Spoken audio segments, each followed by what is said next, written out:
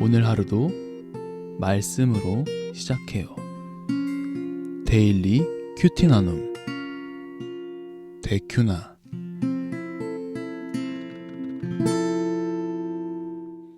참 좋으신 하나님 아버지, 오늘도 주의 말씀으로 하루를 시작합니다. 주의 뜻대로 살아갈 수 있도록 우리를 인도하여 주시옵소서. 예수 그리스도의 이름으로 간절히 기도드렸습니다. 아멘.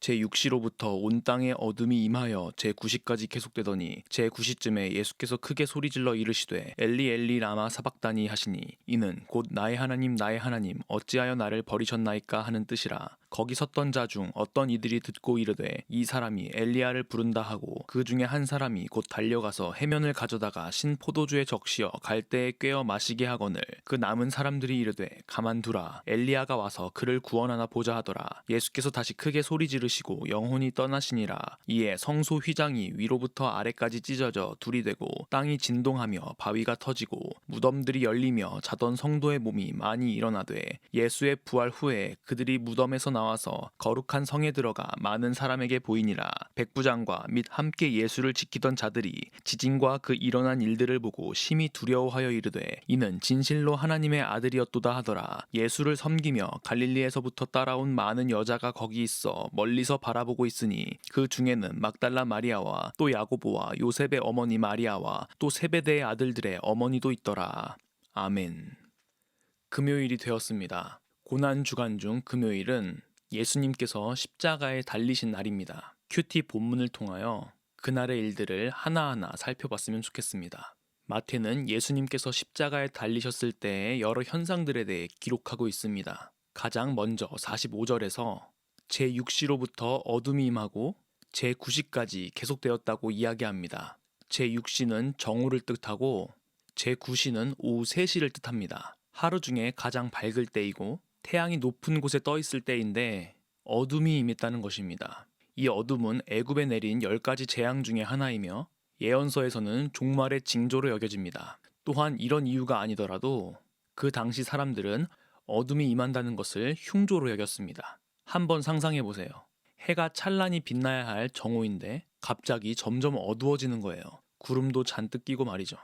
분위기가 아주 무거워지죠. 그러던 중 예수님께서 엘리 엘리 라마 사박다니라고 소리치십니다. 마태는 이 문장이 나의 하나님 나의 하나님 어찌하여 나를 버리셨나이까 라는 뜻이라는 것을 독자들에게 이야기해 줍니다. 하지만 그 뜻을 몰랐던 그 당시 사람들은 엘리라는 단어를 듣고 엘리야를 부른다, 그가 와서 돕는지 한번 두고 보자 라고 이야기하죠. 그 당시 어떤 유대인들은 도움이 필요할 때 엘리야를 부르면 그가 도움을 주기 위하여서 하늘에서 내려올 수 있다고 믿었거든요. 어쨌든 이 말은 매우 조롱이 섞인 말이었어요. 유대인의 왕이며 메시아라고 말했던 사람이 최고의 형벌인 십자가형을 받고 나무에 매달려 있으니까요. 하지만 그들은 예수님께서 시편 22편 1절 말씀을 인용했다는 사실은 아무도 몰랐을 거예요. 내 하나님이여 내 하나님이여 어찌 나를 버리셨나이까 어찌 나를 멀리하여 돕지 아니하시오며 내 신음소리를 듣지 아니하시나이까. 아멘. 알았다고 하더라도 예수님의 신음소리 정도라고 생각했을 거예요. 하지만 시편 22편 25절에서 31절의 말씀을 보면 그 신음하던 자, 고난받던 자가 옳다고 인정받게 되며 승리한다는 사실이 기록되어 있어요. 이것을 전혀 고려하지 못했던 것이죠. 어쨌든 순간 예수님께서는 다시 크게 소리를 지르셨고 영혼이 떠나셨죠. 십자가에 달린 사람들은 통상적으로 수시간에서 며칠에 걸려 고통에 몸부림치며 서서히 죽어갑니다. 죽기까지 아주 오랜 시간이 걸리며 계속적인 고통 속에 있기 때문에 가장 흉악한 범죄자들에게만 내려졌던 형벌이기도 하고요. 그런데 오늘 예수님께서 죽으셨을 때의 표현을 보면 오히려 예수님께서 그 죽음을 통제하고 있는 것처럼 보입니다. 왜냐하면 영혼이 떠나시다라고 말할 때 떠나시다는 단어를 능동태로 기록하고 있거든요. 그렇기 때문에 십자가에서 죽임을 당하시고 라는 말보다 십자가에서 스스로 죽음을 선택하시고 라는 의미라고 할까요? 물론 표면적으로 봤을 때는 사람들에게 죽임 당하신 것처럼 보이지만 영혼의 떠남, 죽음 자체는 예수님의 능동적인 행동이었던 것이죠. 그 다음 일어난 일들은 매우 초자연적인 일들의 연속이었습니다. 51절에서 53절인데요. 이에 성소 휘장이 위로부터 아래까지 찢어져 둘이 되고 땅이 진동하며 바위가 터지고 무덤들이 열리며 자던 성도의 몸이 많이 일어나되 예수의 부활 후에 그들이 무덤에서 나와서 거룩한 성에 들어가 많은 사람에게 보이니라. 아멘. 오후 3시경에 어둠이 가득해지는 것을 포함해서 하나님이 거하시는 지성소와 제사장들이 봉사하는 성소를 가로막는 두꺼운 휘장이 위에서부터 아래까지 두 갈래로 찢어진 것, 갑작스러운 지진과 죽은 자들이 살아나는 것까지 말도 안 되는 일들이 일어났던 것입니다. 그런 현상들을 보고 누가 무슨 고백을 했는지 한번 봐봐요. 54절입니다. 백부장과 및 함께 예수를 지키던 자들이 지진과 그 일어난 일들을 보고 심히 두려워하여 이르되 이는 진실로 하나님의 아들이었도다 하더라. 아멘.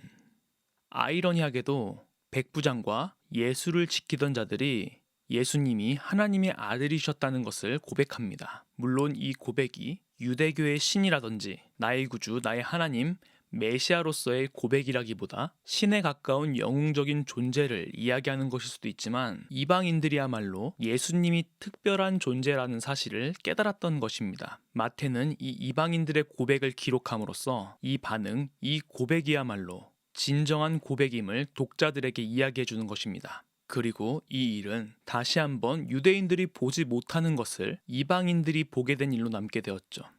오늘의 큐티 생각해 보아요. 예수님께서 십자가에서 죽으신 일은 악의 세력에 대한 패배를 의미하지 않습니다. 그리고 심지어 죽임을 당한 것이 아니라 스스로 죽음을 선택하셨습니다. 우리의 죄를 대속하기 위하여 십자가의 형벌을 있는 그대로 감당하셨습니다. 그로 인해서 하나님과 우리 사이를 가로막고 있던 성소 휘장이 찢어졌고 예수님의 부활 후 죽은 사람이 일어나는 초자연적인 현상을 통하여 마지막 때의 부활을 우리에게 보여주셨습니다. 이런 마태의 기록을 보는 여러분들의 입장은 대제사장과 서기관들의 입장입니까? 아니면 백부장과 예수를 지키던 자들의 입장입니까? 한마디로 예수 그리스도의 죽음과 부활은 여러분들에게 어떤 의미로 다가오십니까? 예수님은 우리의 죄를 감당하기 위해서 그 고난과 죽음의 길을 묵묵히 스스로 걸어가셨습니다. 전지전능하신 하나님의 능력으로 그 모든 것을 뿌리쳐 버릴 수 있지만 그리하지 않으시고 공의로서 우리의 죄를 담당하십니다. 바로 여러분과 저를 위한 사랑, 그 사랑의 동기 때문이죠. 우리는 이 하나님의 사랑에 얼마나 감격하고 살아갑니까? 혹시 1년에 한 번 공식적인 절기로 지켜지는 이 부활절 외에 예수님의 죽음과 부활에 대하여 묵상하지도 않고 생각하지도 않고 그 은혜를 잊어버리고 살진 않으십니까? 우리는 우리의 죄를 대신하여 죽으시고 살아나신 예수 그리스도를 매주 주일 예배를 드림으로써 기념해야 할 것입니다. 매 순간 기억해야 할 것입니다. 오늘 하루 하나님의 은혜를 더욱더 갈망하고 나를 위해 죽으시고 다시 살아나신 주님을 묵상하는 그런 하루가 되기를 소망합니다. 기도하겠습니다. 참 좋으신 하나님 아버지, 오늘의 말씀을 통하여 우리의 삶을 돌아볼 수 있도록 인도하심 감사합니다. 어쩌면 예수 그리스도의 죽음과 부활하심을 대하는 우리의 태도가 그 당시 대제사장과 서기관, 바리새인들처럼 아무런 깨달음이 없진 않는지요. 하나님 아버지, 우리의 마음 가운데 주의 은혜를 더욱더 부어주사 이방인들의 고백처럼 하나님의 살아계심을 그리고 나의 구주 되심을 나의 입술로 고백하고 주의 은혜를 경험하는 우리 모두가 될 수 있도록 인도하여 주시옵소서. 감사합니다. 예수 그리스도 이름으로 간절히 기도드렸습니다. 아멘.